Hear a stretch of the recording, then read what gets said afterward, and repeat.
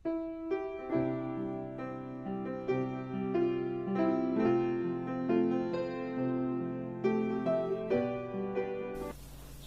minggu yang lalu kita melihat mengenai sidang Antiokhia yang terjadi karena anak-anak Tuhan bersaksi pada waktu aniaya.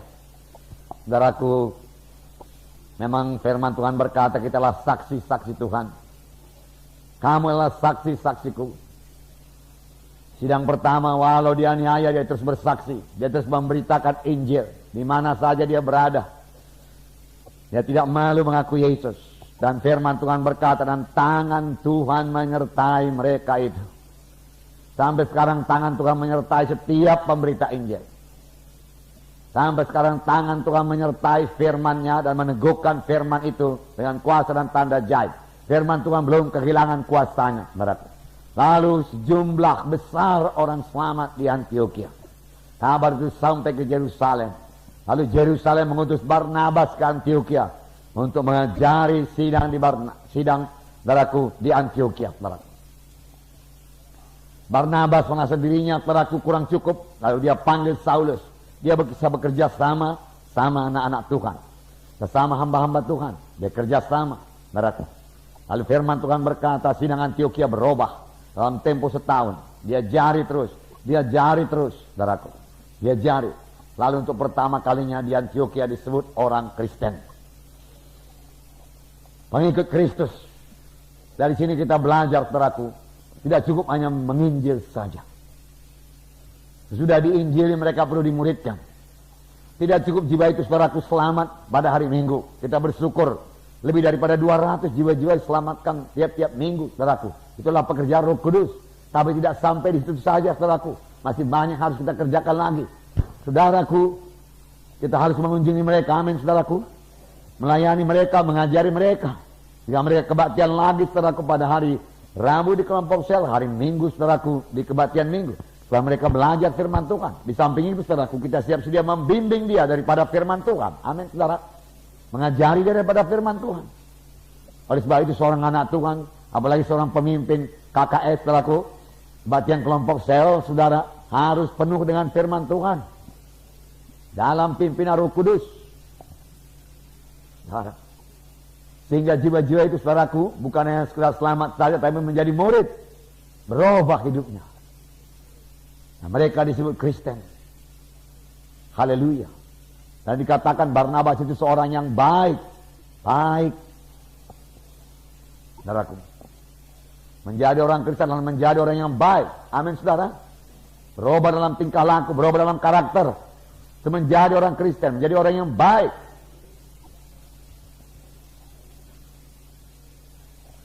Haleluya. Penuh dengan Roh Kudus. Sebenarnya dengan penuhnya dia dengan Roh Kudus, saudaraku. Roh Kudus mengubahkan dia. Dia sendiri mau berubah. Roh Kudus menolong. Nah, dia berubah. Oleh hati yang baru, hati yang baik, yang berbuat baik, yang berbuat baik. Sejumlah orang, jumlah besar orang bertobat. Kemudian mereka mengajari terus, tinggal 1 tahun lamanya di Antiokhia. Dan disitulah untuk pertama kalinya murid-murid itu disebut Kristen. Artinya pengikut Kristus. Hidupnya berubah. Haleluya. Nah, saudara yang kasih dalam nama Yesus, jadi tidak cukup penginjilan saja. Penginjilan harus disertai dengan pemuritan. Penginjilan jauh lebih singkat daripada pemuritan. Paulus setahun memuridkan dengan Barnabas.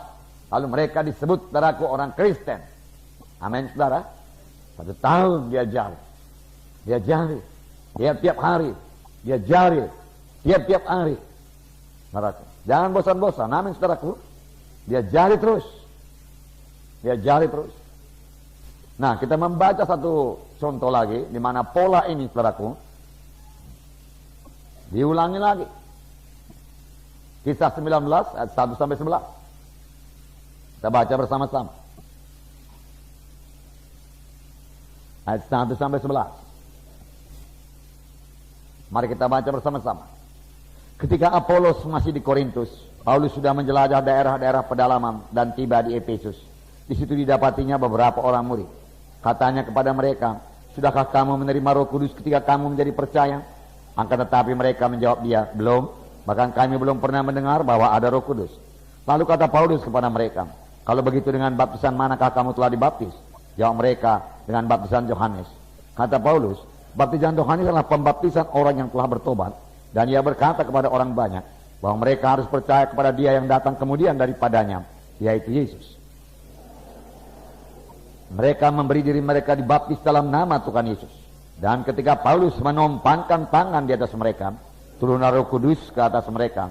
Dan mulailah mereka berkata-kata dalam bahasa roh dan bernubuat. Jumlah mereka adalah kira-kira 12 orang. Selama 3 bulan, Paulus mengunjungi rumah ibadah di situ. Dan mengajar dengan berani. Oleh pemberitaannya, ia berusaha meyakinkan mereka tentang kerajaan Allah. Tetapi ada beberapa orang yang tegar hatinya. Mereka tidak mau diyakinkan. Malahan mengumpat jalan Tuhan di depan orang banyak. Karena itu Paulus meninggalkan mereka dan memisahkan murid-muridnya dari mereka. Dan setiap hari berbicara di ruang kuliah Tiranus. Hal ini lakukannya 2 tahun lamanya. Sehingga semua penduduk Asia mendengar firman Tuhan. Baik orang Yahudi maupun orang Yunani. Oleh Paulus, Allah mengadakan mujizat-mujizat yang luar biasa. Bahkan orang membawa sabut tangan atau kain yang pernah dipakai oleh Paulus. Dan meletakkannya di atas orang-orang sakit. Maka lenyaplah penyakit mereka. Dan keluarlah roh-roh jahat. Jadi sama saja saudaraku, di sini saudaraku Paulus, saudara menjelajah daerah-daerah pedalaman dan tiba di Efesus. Itu Roh Kudus yang memimpin seorang rasul selalu bergerak. Nah, penginjil juga demikian, dia selalu bergerak. Dia rindu jiwa-jiwa selamat, saudaraku. Bergerak mengabarkan Injil, bergerak mengabarkan Injil. Lalu dia bertemu dengan beberapa orang murid. Lalu dia bertanya kepada mereka, sudahkah kamu menerima Roh Kudus tatkala kamu percaya? Tapi jawab mereka, saudaraku, sangat mengherankan, belum pernah. Bahkan kami belum pernah mendengar bahwa ada Roh Kudus. Heran juga, kalau begitu dengan baptisan apakah kamu dibaptis? Kami dibaptis dengan baptisan Yohanes. Sebenarnya Yohanes, saudaraku, mengerti baptisan Roh Kudus. Amin, saudara. Yohanes telah menceritakannya. Kemudian daripada aku akan datang seorang, membuka tali kasutnya pun aku tidak berlayak. Aku mempersiapkan jalan baginya. Yohanes Pembaptis berkata, aku membaptis kamu dengan air. Tetapi ia yang datang kemudian daripada aku, dia akan membaptis kamu dengan Rohul Kudus dan api. Jadi saudaraku, Yohanes tahu. Boleh jadi Yohanes tidak memberitakan kepada mereka ini, saudaraku. Orang-orang di Efesus.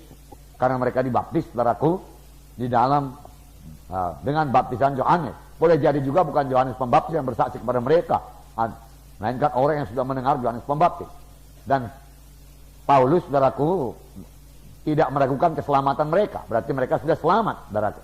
Karena mereka percaya kepada, bukan kepada Yohanes Pembaptis, saya percaya kepada apa yang diberitakan Yohanes Pembaptis, yaitu mengenai seorang yang datang kemudian daripadanya, yaitu Tuhan Yesus. Kemudian Paulus menanyakan satu pertanyaan yang penting. Sudahkah kamu menerima Roh Kudus tatkala kamu menjadi percaya? Seharusnya menerima Roh Kudus pada saat percaya. Amin, saudara. Tidak usah tunggu dulu, saudaraku, beberapa bulan, beberapa minggu. Pada saat percaya, terima Roh Kudus. Karena bagi kamulah perjanjian itu dan bagi anak-anakmu. Bagi seberapa banyak orang yang telah dipanggil oleh Tuhan Yesus Kristus.